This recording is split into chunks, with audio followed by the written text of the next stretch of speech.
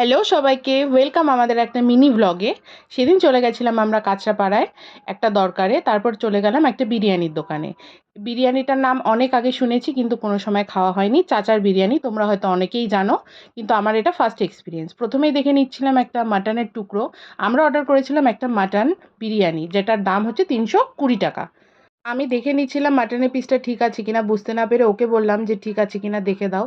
তারপরে ও বললো হ্যাঁ ঠিকই আছে। তারপরে আমরা ভাগ করে নিচ্ছিলাম, যেহেতু আমরা এক প্লেট বিরিয়ানি নিয়েছি কিন্তু পর্যাপ্ত পরিমাণে দিয়েছে, সেই জন্য আমাদের এক প্লেটেই হয়ে গেছে।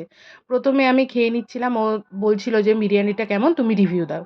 তাই আমি সব কিছু একসাথে নিয়ে মুখে দিয়ে দেখলাম বেশ ভালোই। দেন রিল ভিডিও শ্যুট করার জন্য আমি এখান থেকে একটুখানি মাটন ছেড়ে নিলাম, তারপর একটু নিলাম আলু, আর নিলাম একটু ডিম। যার মধ্যে কুসুমটা এলো না, কিন্তু আমার খুব ভালো লাগে কুসুম, আমার সাদা অংশটা মোটেই ভাল লাগে না। তারপরে নিয়ে নিলাম একটু চাটনি, আর ছিল পেঁয়াজ। একসাথে নিয়ে একটা বাইট, যা স্বাদ দেবে দুর্দান্ত। শ্যুট করা হয়ে গেছে আমাদের ভিডিও, তারপরে নিজেদের মতো এনজয় করছিল, দেখতে পারবে হয়তো তোমরা।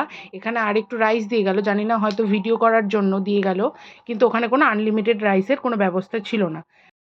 ওকে জিজ্ঞেস করলাম তোমারও বিরিয়ানিটা কেমন লেগেছে, ও বলছে ভালোই লেগেছে।